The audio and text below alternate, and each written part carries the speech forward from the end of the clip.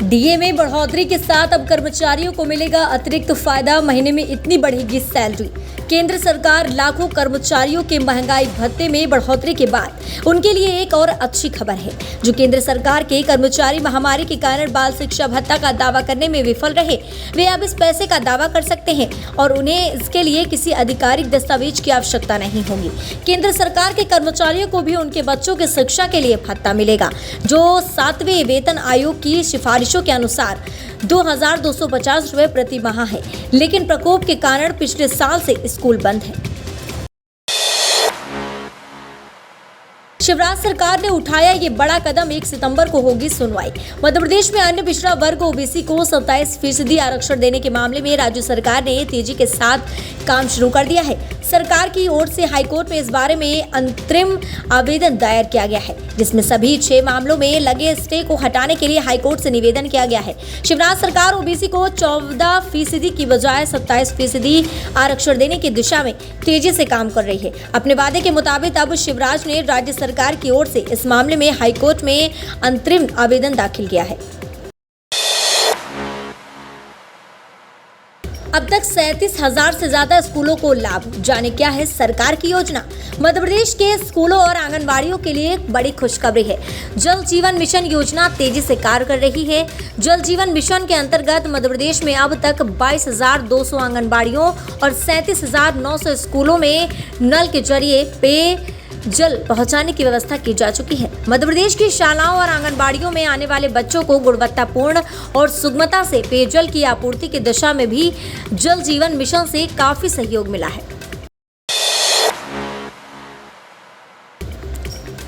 Corona की संभावित तीसरी लहर को लेकर पीएम मोदी की अहम बैठक। कोरोना की तीसरी लहर की आशंका के बीच प्रधानमंत्री नरेंद्र मोदी ने आज मीटिंग बुलाई है। दरअसल स्वास्थ्य विभाग की माने तो सितंबर के अंतिम तक में कोरोना की तीसरी लहर भयावह हो सकती है, जिसको लेकर आज प्रधानमंत्री नरेंद्र मोदी मंगलवार दोपहर 3:30 बजे बैठक करेंगे। इस बैठक में कोरोना की मौजूद स्थिति पर चर्चा की जाएगी। वहीं महामारी से निपटने के लिए अपनी तैयारियों पर रिव्यू भी किया जाएगा। जानकारी की माने तो बैठक में स्वास्थ्य मंत्रालय, कैबिनेट सचिव के अलावा नीति आयोग भी शामिल रहेंगे। इसके अलावा तीसरी लहर से निपटने के लिए प्रत्येक बिंदुओं पर विस्तृत चर्चा की जाएगी। ऑस्ट्रेलिया, ब्रिटेन सहित कई देशों में कोरोना की तीसरी लहर ने आतंक मचाना शुरू कर दिया है। मध्य प्रदेश के इन 2 युवा नेताओं को नड्डा ने सौंपी बड़ी जिम्मेदारी। आगामी उपचुनावों और विधानसभा चुनाव को देखते हुए भारतीय जनता पार्टी की तैयारियां जोरों पर चल रही हैं। एक के बाद एक राज्य स्तर से लेकर राष्ट्रीय स्तर तक समितियां घोषित की जा रही हैं। अब राष्ट्रीय अध्यक्ष जेपी नड्डा की अनुमति के बाद भारतीय जनता युवा मोर्चा के राष्ट्रीय अध्यक्ष राष्ट्रीय कार्यसमिति के सदस्यों की सूची जारी कर दी गई है, जिसमें 42 सदस्यों को शामिल किया गया है।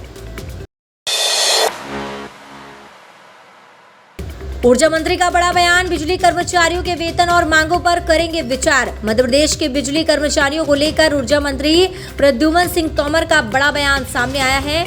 ऊर्जा मंत्री प्रद्युमन सिंह तोमर ने कहा कि ऐसे मांगे जिनमें वित्तीय कठिनाई निहित है, उन पर अलग से विचार करेंगे। आईटीआई योग्यता के कर्मचारियों को कुशल कर्मचारी का वेतन दिलाने और बीमा में वृद्धि पर विचार किया जाएगा।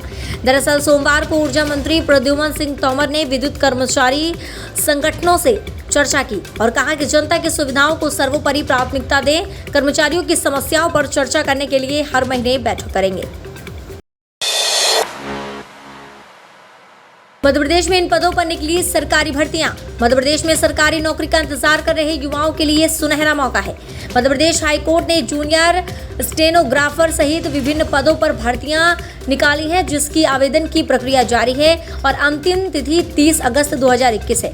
इच्छुक उम्मीदवार हाईकोर्ट की आधिकारिक वेबसाइट mpsc.government.in के जरिए आवेदन कर सकते हैं। जारी नोटिफिकेशन के अनुसार कुल 61 रिक्त पदों पर भर्तियां की जाएंगी।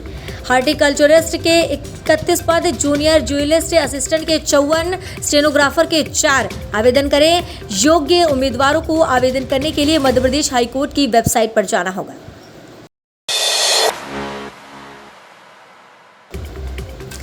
महाकाल मंदिर में खत्म होगा वीआईपी कल्चर। भगवान के दरबार में सब एक समान। उज्जैन के महाकाल के दरबार में सब एक बराबर है, ना कोई छोटा ना कोई बड़ा। ना कोई आम ना कोई खास, इसलिए यहाँ दर्शन का कोई वीआईपी कल्चर खत्म कर दिया गया है। इस बारे में प्रदेश की संस्कृति और अध्यात्म मंत्री उर्जा ठाकुर ने इसकी सिफारिश मुख्यमंत्री शिवराज से की है। सीएम ने इस पर सहमति दे दी है। महाकाल मंदिर में दर्शन करने पहुंची प्रदेश की संस्कृति पर्यटन धर्मस्व मंत्री उर्जा ठाकुर ने वीआईपी कल्चर से हटकर आम श्रद्धालुओं की तरह दर्शन किए। वो प्रोटोकॉल के तहत पहली बैरिकेडिंग के पीछे खड़ी हुई और वहां से दर्शन कर संदेश दिया कि मंदिर में कोई भी वीआईपी नहीं है। महाकाल मंदिर बीते कुछ दिनों से वीआईपी कल्चर के कारण सुर्खियों में रहा। बीजेपी नेता कैलाश विजयवर्गीय का मामला सुर्खियों में बन गया है। को मिलेगी कोरोना वैक्सीन की 11 लाख एक्स्ट्रा डोज, यूरिया और डीएपी की भी जल्द होगी सप्लाई। मुख्यमंत्री शिवराज सिंह चौहान ने सोमवार की शाम दिल्ली पहुंचकर केंद्रीय स्वास्थ्य और रसायन मंत्री मनसुख मांडविया से मुलाकात की। इस मुलाकात में सीएम शिवराज ने प्रदेश के लिए 11 लाख एक्स्ट्रा डोज की मांग की, जैसे स्वास्थ्य मंत्री ने स्वीकृत कर दिया गया है। आपको बता दें कि मध्य प्रदेश में 25 और 26 अगस्त को महा वैक्सीनेशन अभियान चलाया जाएगा। इस अभियान में 35 लाख लोगों को कोरोना वैक्सीन लगाने का लक्ष्य रखा गया है।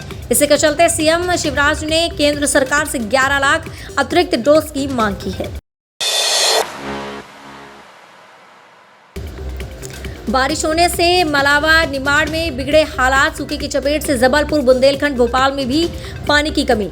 मध्य प्रदेश में मानसून की बेरुखी ने सूखे की चिंता बढ़ा दी है। जबलपुर बुंदेलखंड भोपाल ग्वालियर में कम बारिश होने से सूखे की चिंता अभी से सताने लगी है।